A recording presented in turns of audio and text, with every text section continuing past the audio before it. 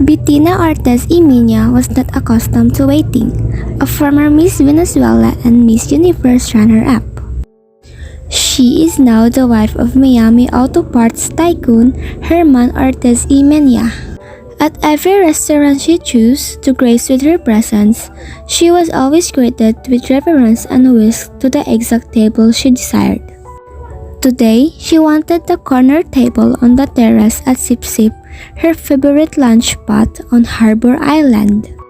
She wanted to sit on one of the comfy orange chairs and stare out at the gently lapping turquoise waters while eating her kale Caesar salad.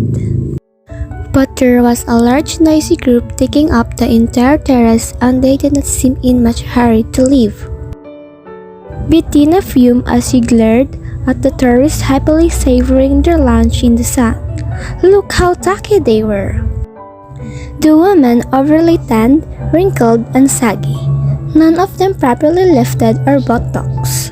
And the men were even worse, all dressed in all rumpled shirts and shorts, wearing those cheap straw hats. Why did such people have to come here? Feeling that she had been patient long enough, Bettina stormed into the kitchen. The fringe on her crocheted Pucci kaftan top shaking furiously as she made a beeline for the woman with the shock of pixie cat blonde hair manning the main stove.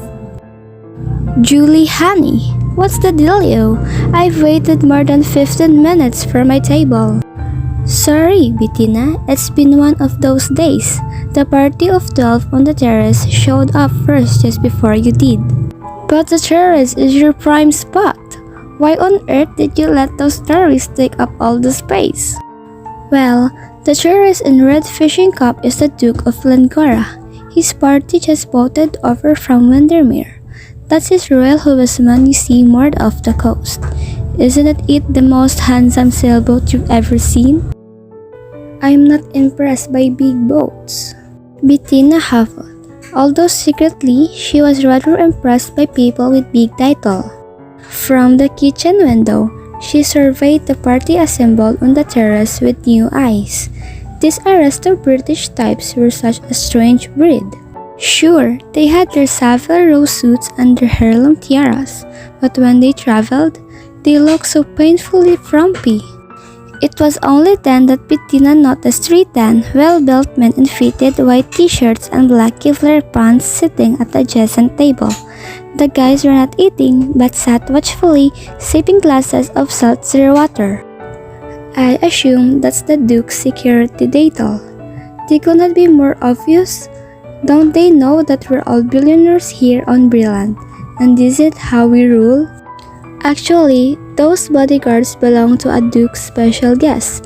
They did a whole sweep of the restaurant before the party arrived. They even searched my walk-in freezer. See that Chinese fellow seated at the end of the table? Bettina squinted at the portly, balding, 70-something Asian man dressed in a nondescript white short-sleeve golf shirt and gray trousers. Oh, I didn't even notice him. I am supposed to know who he is? That's Alfred Chang. He looks like their chauffeur. Doesn't he look like the guy that used to drive Jane Wyman around in Falcon Crest? From what I hear, the chauffeur is the most powerful man in Asia. What his name again?